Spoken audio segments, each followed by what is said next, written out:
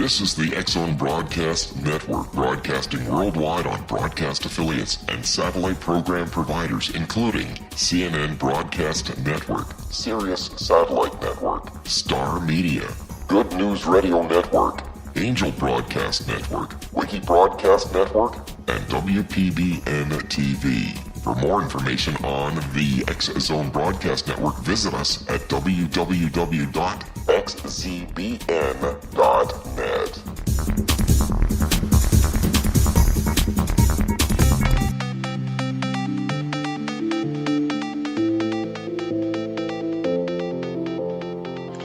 Welcome everyone to Too Good to Be True, and thank you to all the listeners.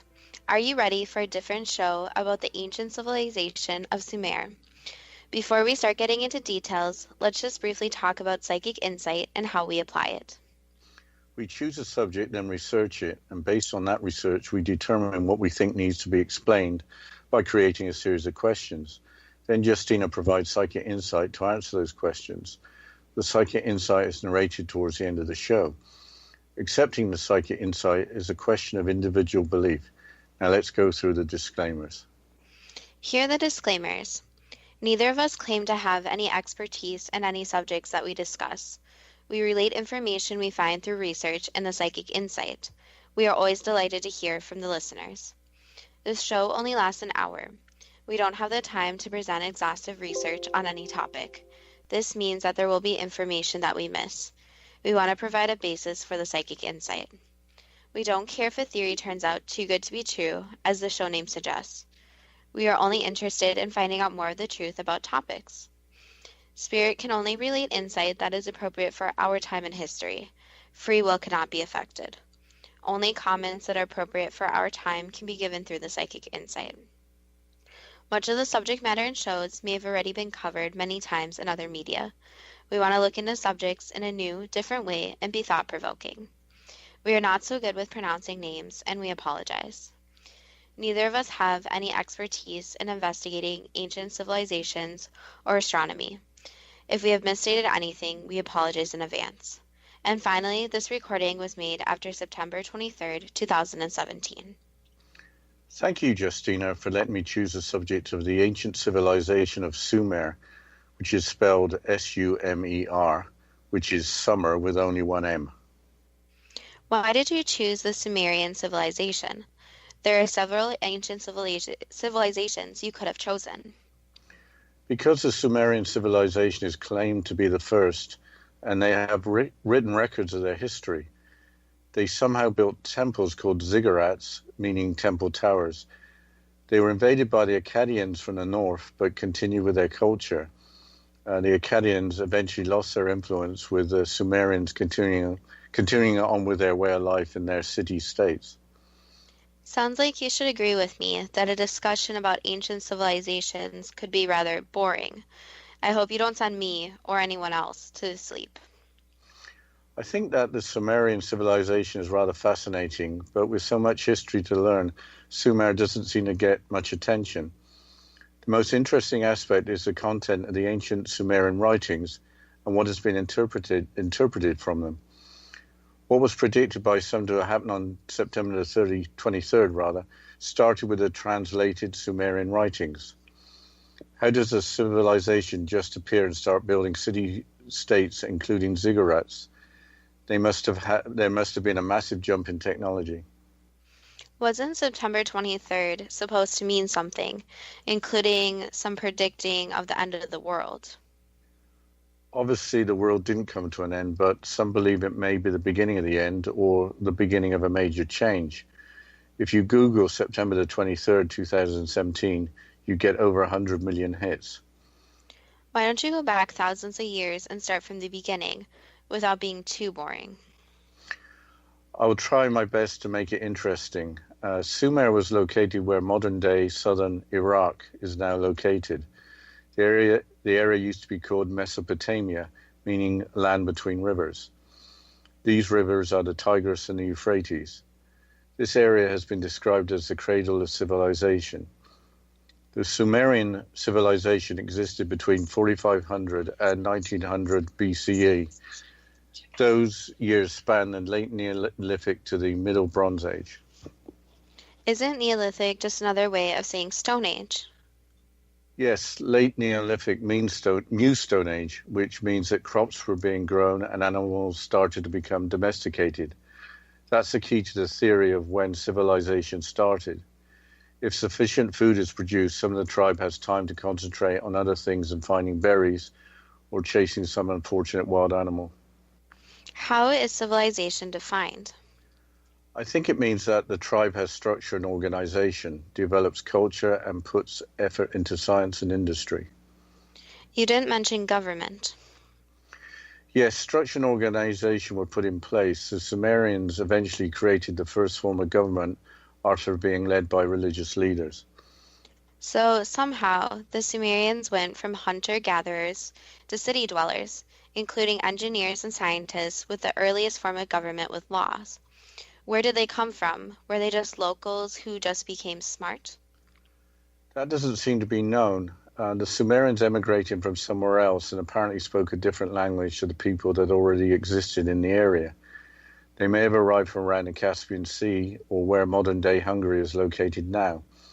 However, the Sumerians have a distinct advantage in being studied in that they didn't use paper with some kind of writing tool.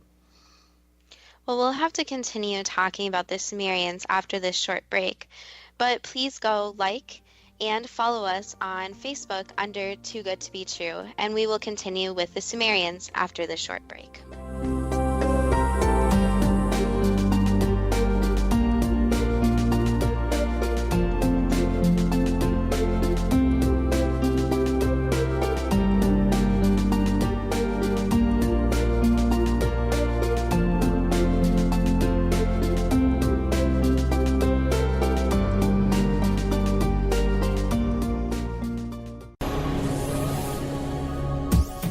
This is the X-Zone Broadcast Network, broadcasting worldwide on broadcast affiliates and satellite program providers, including CNN Broadcast Network, Sirius Satellite Network, Star Media, Good News Radio Network, Angel Broadcast Network, Wiki Broadcast Network, and WPBN TV.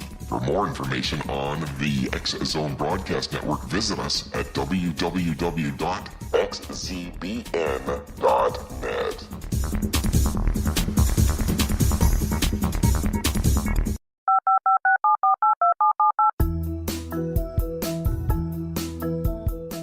Did you know that when you're on the road with limited data or Wi-Fi, you can still listen to the X-Zone Radio Show with Rob McConnell, The Science of Magic with Gwilda Wiyaka, X-1, Dimension X, Space Patrol, and every minute of the X-Zone Broadcast Network by calling 213-401-0080, courtesy of Audio Now. No smartphone, app, or internet needed. It saves your data plan, and it's free if you have unlimited minutes. Call 213-401-0080 to listen on any phone, anytime, anywhere. Remember 213-401-0080 for the best of the paranormal, parapsychology, and sci-fi radio programming anywhere, 24/7, 365.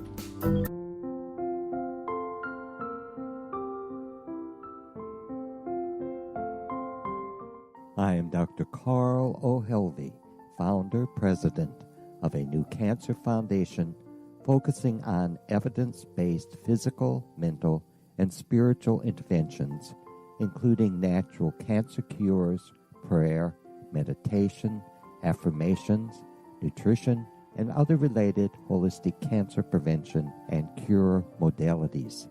These are used in cancer education, research, and financing care. I ask for your help to continue this important work by donating at www.holisticcancerfoundation.com.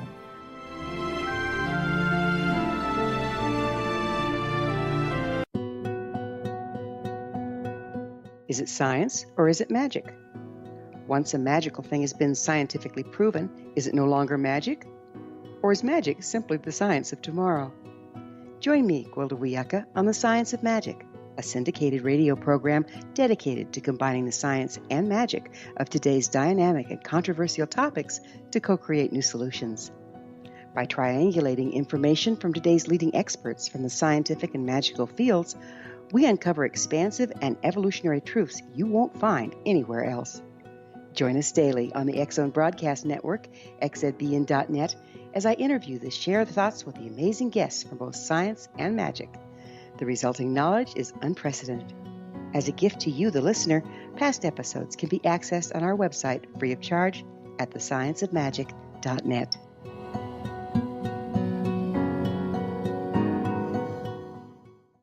Little children aren't the only ones afraid of the dark. Millions of soldiers return from war zones with PTSD, anger, frustration, fear, and loneliness, much of which surfaces during the darkness of the night. You have the chance to change the lives of these American heroes. Songs and Stories for Soldiers.us provides free MP3 players for these men and women. With a list of 3 million songs in 16 different styles, 100,000 audiobooks, and 30,000 old-time radio programs, every veteran can find something to soothe and comfort them at no cost. All our players contain an 8-hour audio program designed to help veterans fall asleep. With 1,500 plus vets now participating, it's our goal to deliver 10,000 audio players this year. Go to our website at songsandstoriesforsoldiers.us. Help us help a veteran make it through the night.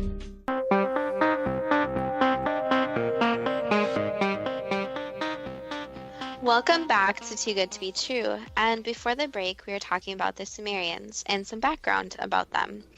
And Dad, you were just mentioning that the Sumerians didn't write on paper.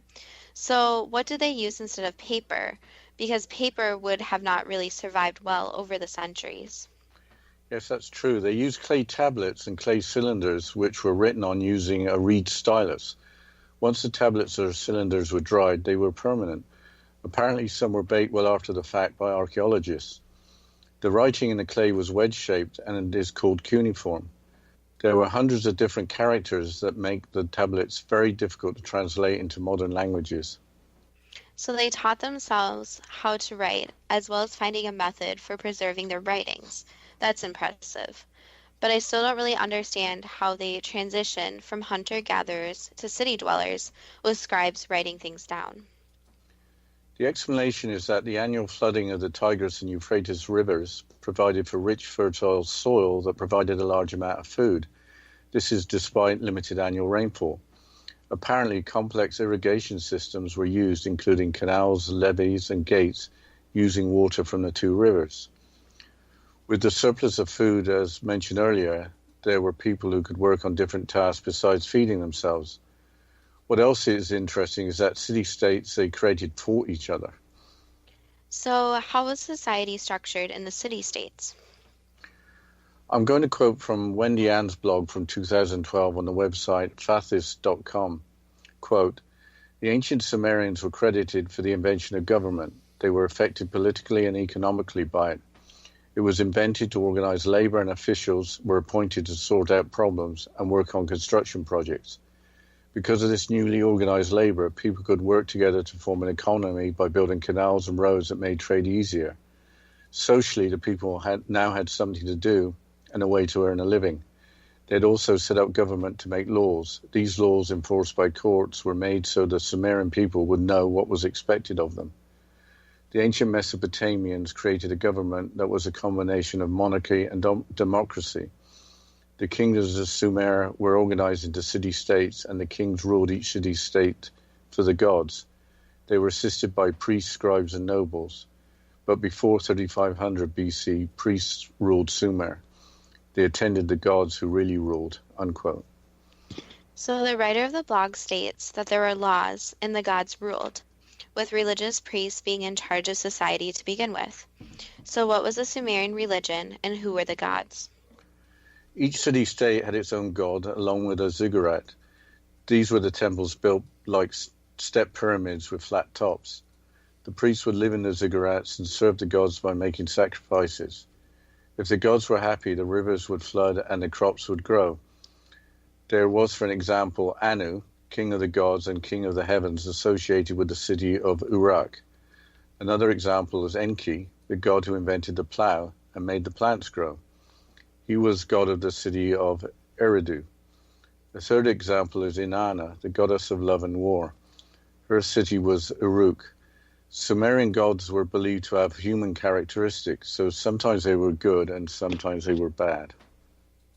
The goddess of love and war must have been a little conflicted. Ancient civilizations believing that they were ruled by gods is what we would expect. That's how the ancient Greeks operated. The gods lived on Mount Olympus. But like you, I'm still wondering how the Sumerians figured out how to build ziggurats, let alone cities. How big were the ziggurats? Ziggurats were supposed to imitate mountains so the gods could live in them and be closer to the city. In Iraq, a white temple dedicated to the sky god An was built on a flat platform of a ziggurat. This had an area of about 382 square meters, or over 4,000 square feet. Because only ruins are left, it is hard to estimate the height of ziggurats. But the White Temple is estimated to have been higher than 12 meters or 40 feet. So it should have been visible at long distances on the flat plain. How big was the city of Uruk? Uruk could have had a population of between 50,000 to 80,000 people living within an area of 6 square kilometers or 2 1/3 square miles. What else is known about the Sumerians? They actually had female rulers. One was Kubaba, queen of Kish. They also were well-traveled merchants. Who were they trading with? Apparently they needed lumber and stone, which was not available locally, and apparently traded with the people located in the island where Bahrain is now, or Bahrain, I should say. So there the locals had to use some kind of ship. Apparently they traded for precious stones in Afghanistan and traded far and wide. The Sumerians invented the wheel, so presumably that helped move goods around. Were the Sumerians pioneers in mathematics? Yes, they counted in base 60 rather than base 10. The legacy of that apparently includes clocks, counting 60 seconds for a minute and 60 minutes for an hour. Also, there is 360 degrees in a circle. They seem to understand the concept of space and time. What else did the Sumerians study? They were the first to study astrology and understood the movements of the sun, moon, and planets. The division of the year into 12 months and 24-hour days was documented by the Sumerians. They used the number 6 as a base as well as the number 60, with 12 and 24, of course, being multiples of 6. Besides making clay tablets or cylinders, were they artistic? They had musical instruments, including string, wind, and percussion. They also wrote down music. It seems we know a lot about the Sumerians, besides writing on clay tablets that survived. Why is that? I think one reason was that the discovery of the remnants of their civilization was rather recent. The first excavations were only made in the 1840s. So the remains of the ziggurats which were made out of clay bricks were reasonably intact. Currently, there are about 31,000 clay tablets in the British Museum. Most of these have not been translated. This is interesting, but where does it lead us? The history lesson is that if mankind has time to be creative and innovative, by not having to look for food, the sky's the limit. I think you would have hit the nail right on the head by saying that the sky was not the limit. There are theories that the Sumerians had some help from extraterrestrials. Okay, now I get it. You've been watching Ancient Aliens on the History Channel again. I haven't been doing that. What triggered the interest was September the 23rd of this year, and that's when some believed the world was going to end. So what is the connection between the Sumerians and the end of the world? The connection is through Zecharia Sitchin, a scholar with some extraordinary ideas about how the Sumerians were helped by the Anunnaki, that's spelled Anunnaki, who were extraterrestrial beings. I should have known that something paranormal was going to be suggested. You're now going to say that building the ziggurats in the city-states was beyond the technology that could have been developed at that early time in history. Either mankind developed extremely quickly or they were given a helping hand. So how did Zecharia Sitchin come up with the idea of the Anunnaki? He translated Sumerian tablets, actually spent a lifetime working on them. According to his studies, the gods that the Sumerians worshipped and obeyed were actually the Anunnaki, who genetically engineered the human race to work as their slaves. Here's a quote from the website ancientcode.com. Quote, "Today when we read or seek information about the Sumer and the Anunnaki, or the people that inhabited that part of the world, we come across controversial author Zecharia Sitchin. In 1976, author Sitchin published his personal translations of the Sumerian texts in a series of books called The Earth Chronicles. According to Sitchin, the clay tablets describe an alien race known as the Anunnaki, who came to Earth to mine gold. Sitchin practically suggests that extraterrestrials visited Earth in the past because their home planet needed gold to survive." Unquote. Apparently, Anunnaki means in Sumerian, those who came down from heaven. Why did the Anunnaki need gold, and where did they get it from? Apparently, the gold in particles was needed in the atmosphere of their home planet of Nibiru to protect the inhabitants from ultraviolet radiation. The gold was supposedly mined in South Africa. Some sources claim there is evidence of the Anunnaki having visited South Africa, which is a long way from modern-day Iraq. What was the description of the Anunnaki? What did they look like? There's a clay relief or sculpture in the form of a tablet in the British Museum of the Sumerian god Ninurta, spelled Ninurta. The figure is wearing what looks like a watch on each wrist and a large Maltese cross-like pendant on a rope or chain hanging from the neck. The figure is holding some kind of rod or staff in his left hand, while pointing at the wall with one finger in the right hand. The figure appears to have long hair and a beard and wears a hat about 45 degrees that looks like a flower pot. The devices on the wrist are pretty common on other figures in clay reliefs. The wristwatch is modern. When was the wristwatch invented? They were first used in World War I by troops in the trenches, so it was about 100 years ago. What about the Maltese cross? When did that become a symbol or emblem? In the 15th century or in the 1400s, the cross denotes 8 values that knights at that time would aspire to. Are there other strange artifacts in other museums from that era? There are clay figures and stone carvings in the National Museum of Iraq in Baghdad, including figures that certainly look extraterrestrial, with elongated bodies and with a reptilian appearance. So some of the alleged Anunnaki look like humans wearing devices and ornaments that looked out of place for the time in history, while other beings look totally extraterrestrial. That's right, but there are all sorts of claims for extraterrestrial-looking artifacts all over the world. Maybe the Sumerians enjoyed making strange clay tablets and weird-looking figures for good luck and for protecting their crops. Possibly, but maybe they just wanted to document what they saw. Going back to Zecharia Sitchin, what else did he write about the Anunnaki? He wrote about the Sumerian version of the creation of the solar system. Clay tablet BA243, which is in a museum in Berlin, shows an exoplanet in the solar system.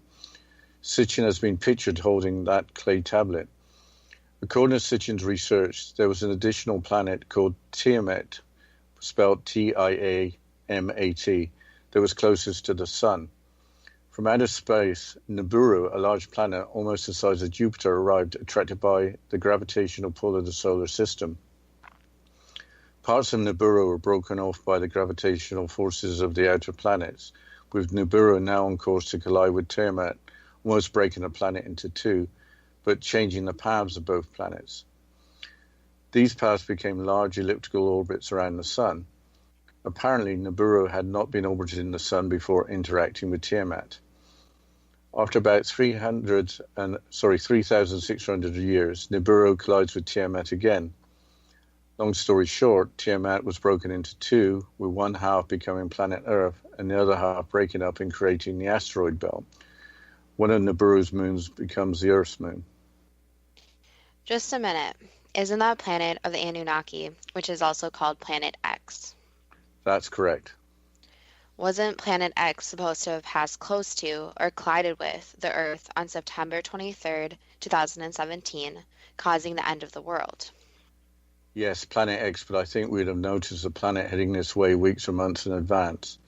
But other people than Sitchin suggested that. I'll make that point again. Sitchin didn't predict the Nibiru hitting the planet Earth. Before that, Planet X was predicted by some to cause havoc in 2012. I think it's time to lead us into the break, Justina. Yes, after this short break, we'll continue talking about the Sumerians. And again, don't forget to go like our Facebook page.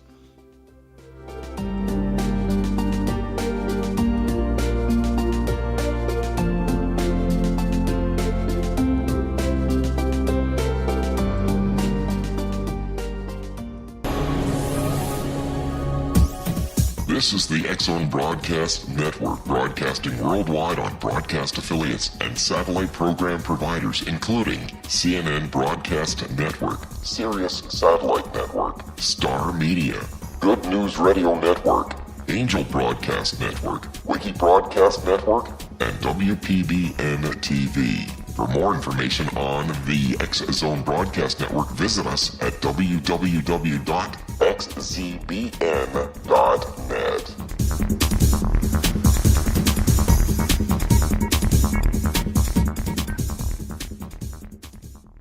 How would you like to be able to read other people's minds? Well, the next best thing is here. When you know how to read a person's name, you know how the person thinks, feels, and behaves. Each letter in our name holds a key to unlock our true essence. Our name contains both our gifts and challenges in this lifetime.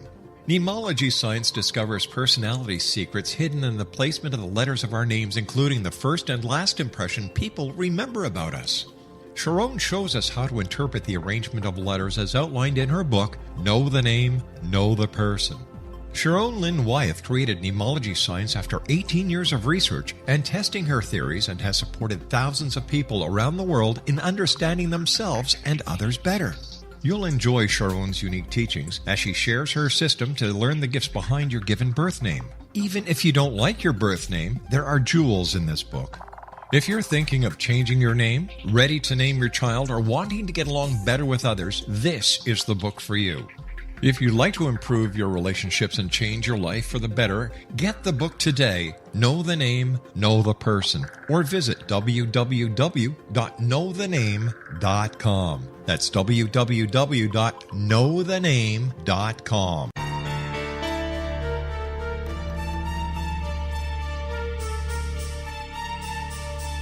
Hello, I'm Justina Marsh, and with my dad Pete, we are going to present a new show called Too Good to Be True. Together, we are aiming to discover more truths about this world and beyond. Do you have unanswered questions about the world?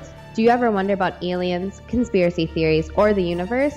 There are many shows discussing subjects such as pyramids or UFOs, but we want to relay this information based on our own research, including from spiritual means. Hopefully, listeners will be helped with their own beliefs and will appreciate the psychic insights that add to the previous research and information. We both look forward to sharing this insight and beginning this journey with our listeners. Visit xzbn.net for more information about when to listen.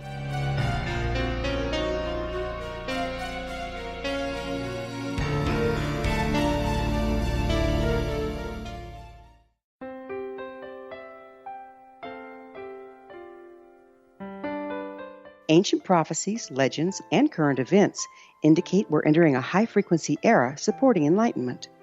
During expansive times, old rules fail, necessitating access to the ever-shifting currents of life for guidance. There's an ancient form of shamanism through which we can obtain the information we need. I'm Gwilda Wiyaka, founder and director of Path Home Shamanic Art School, with a great new provision for those interested in spiritual evolution and personal empowerment. Galactic Shamanism, Art of the Ancients, Key to Tomorrow, is an upcoming series of leading-edge online affordable classes designed to guide and support you and your family during these times of transition. Embrace the magic. Empower your life. Study Galactic Shamanism at findyourpathhome.com.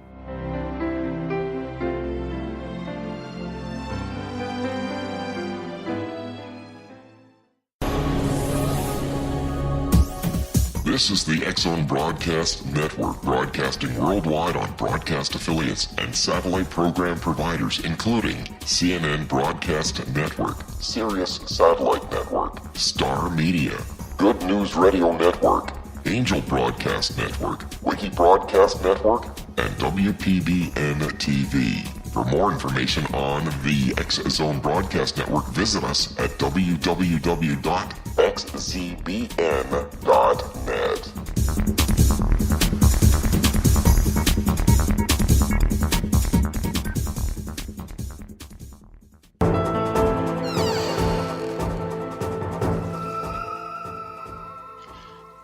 Welcome back to Too Good to Be True, and before the break we were talking about the end of the world prediction on September 23rd, Planet X, and Sitchin's predictions.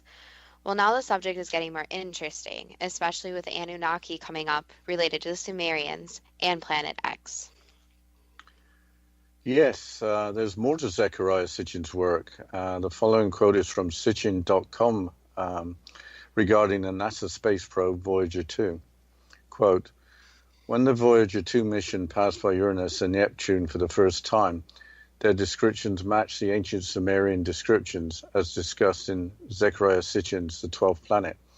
Uranus's unusual blue-green color and watery nature was described by the Sumerians and confirmed by Voyager 2. Its twin, according to the Sumerians, Neptune, was also confirmed to be blue-green and associated with water. I looked at the pictures of the planets on the internet and I could see blue-green. I suppose the point is that the Sumerians actually knew the color of Neptune and Uranus before space probes first sent back pictures in the 20th century. Before we move on to a better explanation for the solar system from ancient clay tablets, is there anything else to say about Sitchin? Yes, and this is really interesting. In the Natural History Museum in London, there are the remains of Puabi, a Sumerian queen. Sitchin demanded genetic testing of Puabi to prove or disprove his theory that the Sumerians were genetically engineered. The theory was that the genes would have been from the Anunnaki and from humans from that time. This followed genetic testing of King Tut's remains and a sequencing of the Neanderthal genome. Aside from wild theories about alien-human hybrids, you would think that science would want to know more about the genetic makeup of the world's first civilization, especially as their origins appear to be only vaguely known. It hasn't happened, has it? Obviously, genetic testing of ancient remains will be an entirely different challenge from regular DNA testing, but it is a question that should receive an answer, but there are no results ever reported. Yes, it's really curious. We hear lots about ancient Egypt and the pyramids, but with so much written down by the Sumerians, you would think that they would get more attention. What else is suggested about the solar system that has been translated from the ancient writings? Did anyone else write about the subject? Yes, Emanuel Velikovsky, a scholar who lived in Israel, studied ancient writings.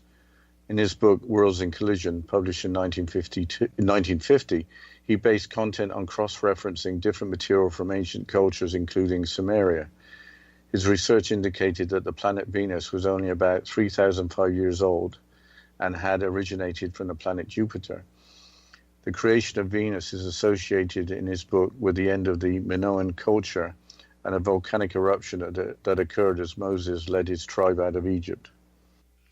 Who are the Minoans? I can see why modern science wasn't agreeing with that scenario. Aside from the content of ancient tablets, are there any modern scientists who have similar theories? It is almost 70 years since 1950.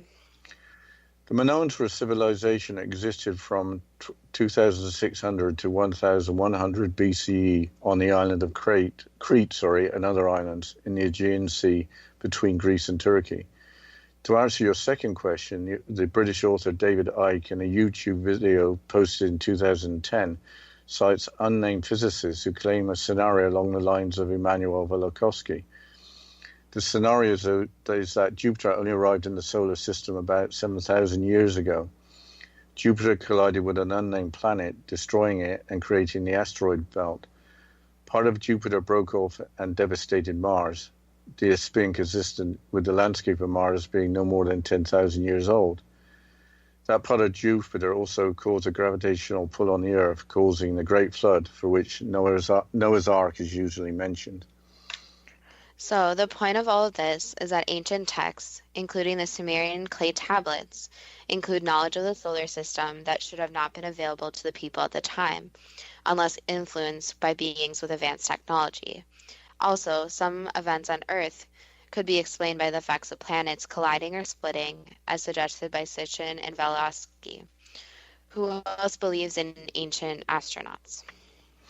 Eric von Daniken, author of the book Chariots of the Gods, does while citing evidence from around the globe. Von Daniken was writing about the subject before Sitchin, but Sitchin's work is strongly associated with the Sumerian tablets. So there could be more than one extraterrestrial race that visited the Earth if von Daniken is to be believed. Von Daniken puts forward the idea that technology was passed on to humans by extraterrestrial beings.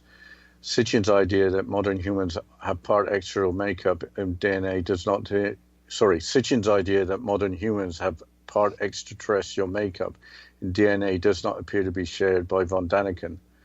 I think I should also mention that the Anunnaki are believed by some to have been the gods of other Mesopotamian peoples, including the Akkadians, the Assyrians, and the Babylonians. What I don't understand is if the Anunnaki helped create a race with advanced technology that could defeat them, and how could they disappear? Apparently, after a while, the crops didn't grow and the air became depopulated, with the Sumerians being absorbed by new rulers in the region. The Sumerian language apparently disappeared along with their civilization.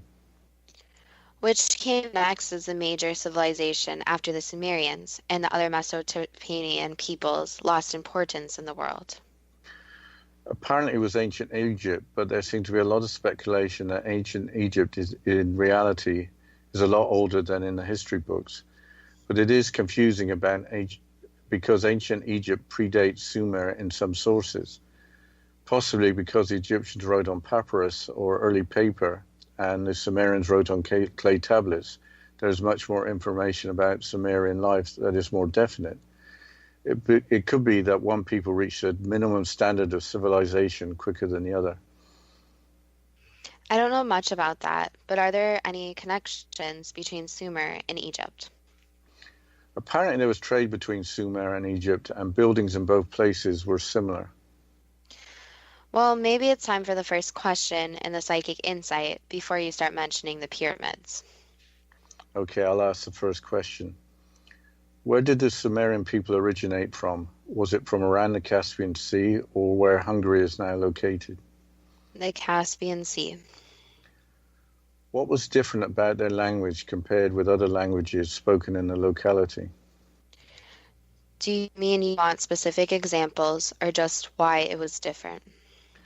Generally, why it was different. Was it because they were from far away? Was it because they were from far away, so the language was different? Yes, and they didn't want other people understanding them when they spoke in their language, so they wanted a language that was more secretive between them. How did the Sumerians in a short space of time progress from being hunter-gatherers to building cities and forming governments? They had some very intelligent members, and they also had some outside influence. Were people in ancient times just as intelligent as people are now? Yes and no. They were intelligent in their own way. So they weren't intelligent in a way that someone now is considered intelligent, but they were more imaginative and looked at different possibilities more. Is it like children today getting their creativity educated out of them? Yes and no. It's that now everyone wants to be pretty similar to each other. And back then, it was the people who were different who were most celebrated. How did the Sumerians learn how to irrigate their crops? That was actually given to some of the members with their imagination and through dreams. Did gods really rule each city-state? Separate gods, no. How did the Sumerians learn how to build ziggurats? That again was given through dreams. How tall were the tallest ziggurats? More than 12 meters or 40 feet? Yes. Were they very tall? How tall were they? Yes, They were about double that height. How many people lived in the city of Iraq? Did it have a population of over 50,000 people? Yes, there were actually more, around 70,000. How did the Sumerians learn so much about math at such an early time? Through dreams and their worship and spirituality. So some of the information was, you could say, fed to them, while others used their imagination.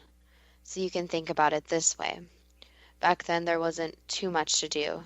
There wasn't television, there wasn't a lot of different activities to do. So some people focused their time into improvements, and basically they believed in that there wasn't any barriers to their knowledge. It was more an endless possibility. So when people think of peoples way back then, they think of them as not very intelligent and more focused on just survival. But in the times in between, they did try to create new ideas and tried to improve the people around them. How did the Sumerians learn to make and play musical instruments? So that was again partially fed to them, and partially some very smart people who created the musical instruments and then self-taught themselves. So it was a lot of practice. Why is there so little interest in Sumer with thousands of clay tablets yet to be translated? Because it is very difficult to translate, and people are just more concerned with current world events than past world events. Is it true that extraterrestrial beings assisted the Sumerians with their advanced technology? Yes. Is there any truth to the writings of Zecharia Sitchin that the extraterrestrial beings were the Anunnaki? Some of them. You mean some of Zecharia Sitchin's writings? Yes. Did the Anunnaki interbreed with humans to create a hybrid race? No. The Anunnaki just helped with technology? Correct. Did the Anunnaki come to planet Earth to mine gold? No. What did the Anunnaki come to planet Earth for? For advancement purposes and other elements, but it was not gold. Was there such a planet as Nibiru that needed gold to protect itself from harmful radiation? No. Where did the Anunnaki come from? A faraway place. Is the clay tablet in the British Museum of the god Ninurta of a human or extraterrestrial being? Extraterrestrial. Was Ninurta an Anunnaki? Yes. What are the devices on Ninurta's wrists? Advanced technology, so it basically allows for better communication. Why is Ninurta wearing a pendant that looks like a Maltese cross? For protection purposes. Where did the Maltese cross originate? From a faraway place. What do the reptilian clay or stone figures from the Iraq Museum in Baghdad represent? Other beings. So there were other beings that looked like reptiles that visited planet Earth? Yes. Did they help the Sumerians also? Not exactly. What was their purpose on Earth? They were here to observe. Was Zecharia Sitchin correct in his interpretation of clay tablets that Nibiru collided with another planet, breaking into two, creating the planet Earth and the asteroids? No. Did anything like that happen? No. Was Earth's moon originally a moon orbiting Nibiru? No. Okay, I think you better take us into a break, Justina. I don't think we got time for the next question. Yes, after this break, we'll continue on the questions and the psychic insight, and then we'll discuss it a little bit. So stay tuned after this break.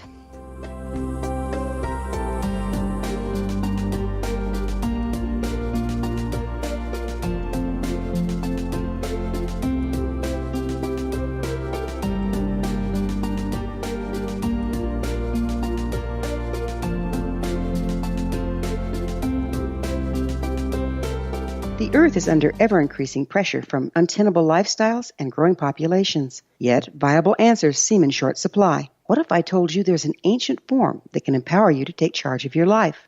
What if your entire family could be enfolded and supported by life itself? finding safe passage through challenging times. I'm Gwilda Wiyaka, founder and director of Path Home Shamanic Art School, with great news: an upcoming series of leading-edge online affordable classes based in an ancient form of shamanism, easily learned and used by your entire family. Galactic Shamanism, Art of the Ancients, Key to Tomorrow are a series of online adult and children's lessons instructing your entire family on natural law, how to cooperate with and be supported by the powers of the universe. Visit findyourpathhome.com to find these unique and powerful classes. This is the X-Zone Broadcast Network, broadcasting worldwide on broadcast affiliates and satellite program providers, including CNN Broadcast Network, Sirius Satellite Network, Star Media, Good News Radio Network, Angel Broadcast Network, Wiki Broadcast Network, and WPBN TV. For more information on the X-Zone Broadcast Network, visit us at www.xzbn.net.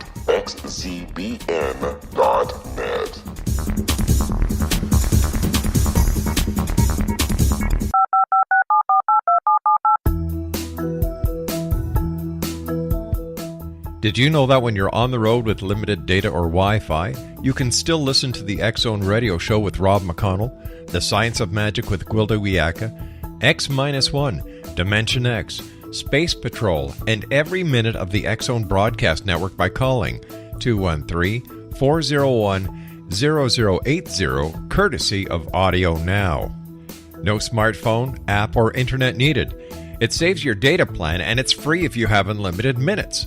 Call 213-401-0080 to listen on any phone, anytime, anywhere. Remember, 213-401-0080 for the best of the paranormal, parapsychology, and sci-fi radio programming anywhere, 24/7, 365.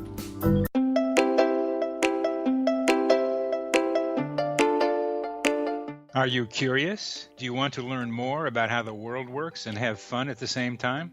Study coincidences with me, Dr. Bernie Beitman, MD, on my Connecting with Coincidence radio show, here on the XZBN network. Listen to Jungians theorize, statisticians randomize, true believers evangelize, while I categorize. I dance to the rhythm of coincidences. People who experience me see more of them. Maybe something on the show matches a thought in your mind. Let us know. Expand your mind to the weirdness happening around you. Synchronicity spoken here, there, and everywhere. For more information, put Connecting with Coincidence in your search engine and find my website, my social media sites, and my blog.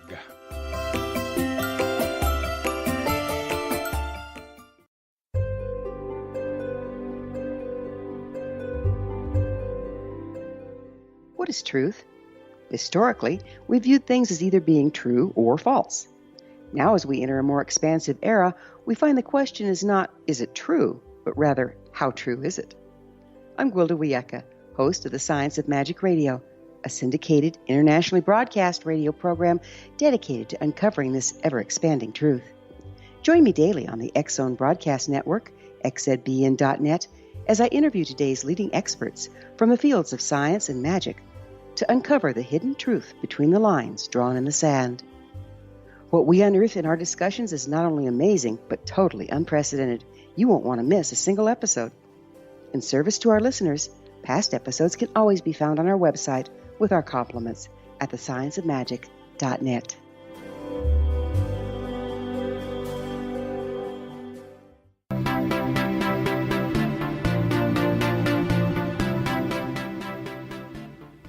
Welcome back to Too Good to Be True, and before the break, we were going through the questions and answering it with the psychic insight. So, Dad, can you please continue on the questions? Sure. Why did so many people think that Nibiru was going to pass by or collide with Earth on September the 23rd? Basically, it was based off different predictions. And the thing is that people like to think about an endpoint.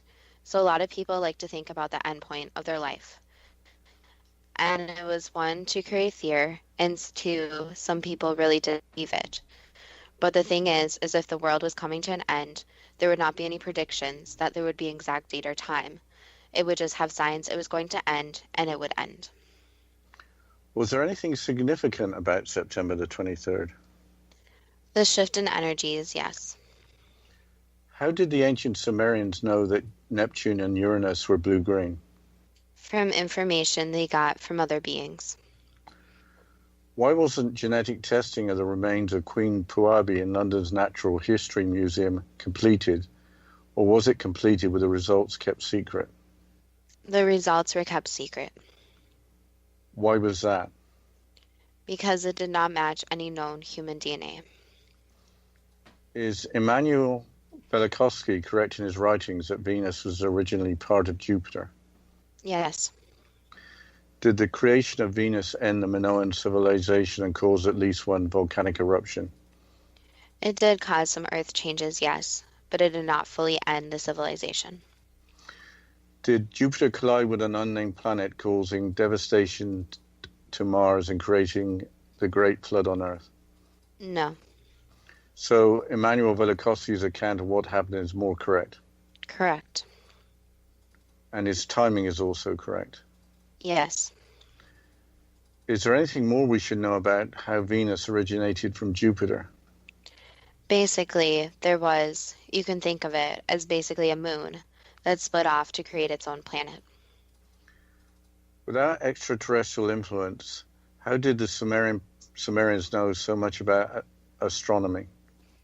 They wouldn't if it wasn't for the influence. Is Eric von Däniken correct in that extraterrestrial visitors taught humans advanced technologies all around the globe? Yes. Why didn't the Sumerians dominate the then known world with their advanced technology? Because they were not out to do that. That wasn't their end goal. Did other nations, such as Egypt, learn a great deal from the Sumerians? Yes, but the Sumerians also learned from other peoples. Why did the Sumerian culture and language seem to disappear, except as preserved on clay tablets and cylinders? Because the area had so much interaction throughout the years, where a lot of the information was actually destroyed. So that's what happens when people go into a place and just burn it down, destroy things, without thinking about the ancient history also getting destroyed. Are the timelines as outlined in history books correct for ancient Egypt and Sumeria? For the most part, yes. What can we learn from the known history of the Sumerian people? There's still more history to actually be discovered, and that different ancient civilizations have a lot more secrets that they have not been opened up yet, and that there were some very intelligent ancient civilizations that basically had a lot of information that they used to make advancements within their own civilizations. So you can think of this even now. It only takes a few very smart people with some knowledge to be able to change the world and to change civilizations and create major advancements. What can we learn from the writings of Zecharia Sitchin, Immanuel Velikovsky, and Eric von Däniken? That there's a lot more still to uncover, but it takes some very special people to be able to spend their time trying to study ancient civilizations, since it is not always fun and can be very frustrating to try to uncover the truth. But they do try to uncover the truth, even though some of it may not always be accurate. So there needs to be more study into what happened in the past to know more about what is going to happen in the future. I think you should ask a question about the Sumerians becoming so advanced so quickly. I think I will. Was the ancient Sumerian civilization being able to advance quickly by the assistance from extraterrestrial beings too good to be true? That depends on what you are prepared to believe. I think that the Sumerians were more interesting than you had expected. Yes, I'd have to agree. I like the idea that we're not alone. I can understand the extraterrestrials that looked human with their advanced technology being treated like gods, but the reptilian-looking extraterrestrials must have been quite a shock. It seems like it wasn't just the extraterrestrials that were helping the people then, that they were also getting information through their dreams. That's interesting because famous inventor Nikola Tesla claimed that he received his inspiration through dreams. He wasn't the only one. It seems to be quite common. Here's an example I really like from the website blogspot.com.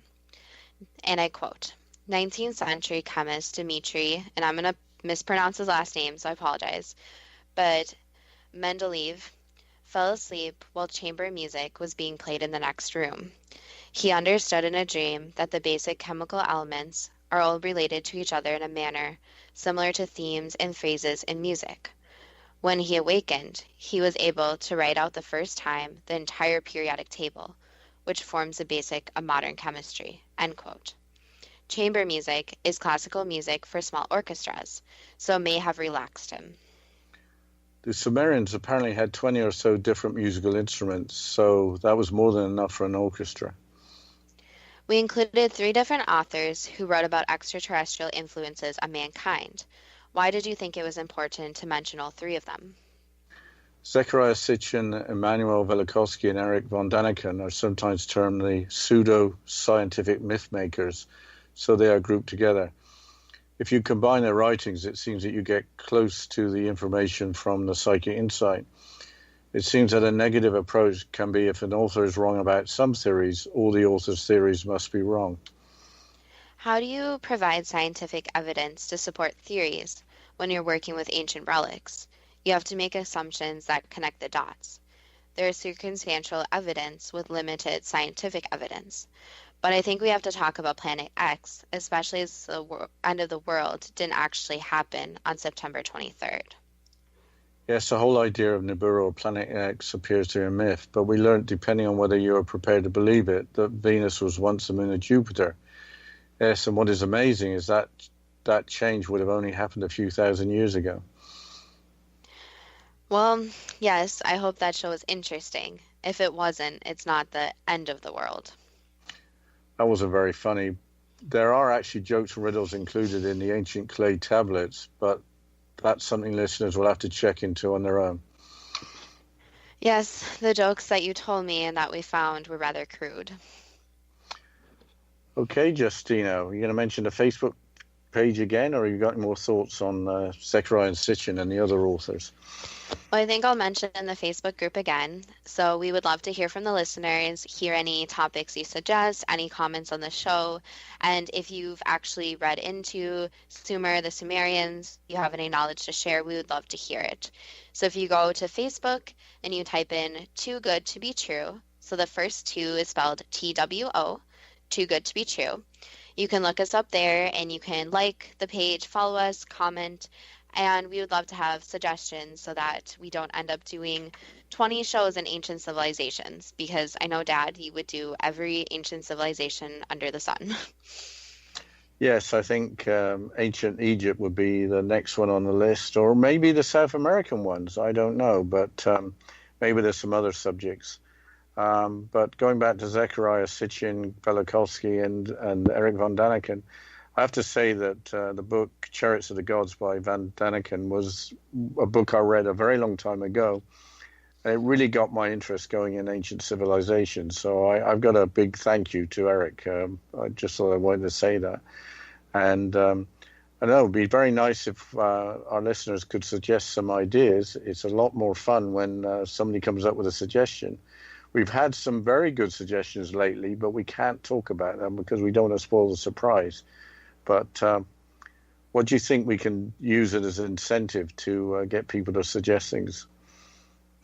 Well, I think something we could do is that if you do want your name included as a shout out in the show, if you want to suggest something, we can shout you out in the show. So we'll tell the whole audience, if you want, obviously, we'll say that blah, blah, blah suggested this topic, and we'll give you a shout out in the show. So if you want to have a shout out and suggest a topic, either comment on our Facebook page or send us a message on our Facebook page, and we'll look over the topic, look up the information, and we would love to hear from you guys.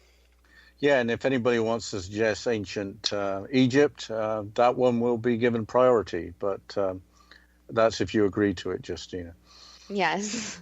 Well, I think one comment that I want to make just regarding our current show is that it's really interesting going through the research and going through history and seeing the different inventions and the different innovation. So I think that's my kind of what I'm most interested in, is that there's been great leaps throughout history, even in ancient civilizations, where they've built these structures, they've written down this different material that just seems very innovative for the time. So it's interesting to hear that some of it came through dreams, some of it maybe was an outside influence, but it's kind of crazy to think what humans have actually evolved from. Yeah, I think we didn't learn that much about the ancient Sumerians and the fact that they came up with clock, time, wheels, all that stuff. That was all a surprise to me. So I'm a little surprised they aren't. We don't hear more about ancient Sumer. Well, and I think the other thing that's interesting, too, is about the writing. So I think it's very interesting to see throughout ancient history how different civilizations actually wrote down what they were doing and their type of language and communication. But we're running out of time here, so of course I want to thank all the listeners and to go like our Facebook page and give us any suggestions. So thank you to all the listeners.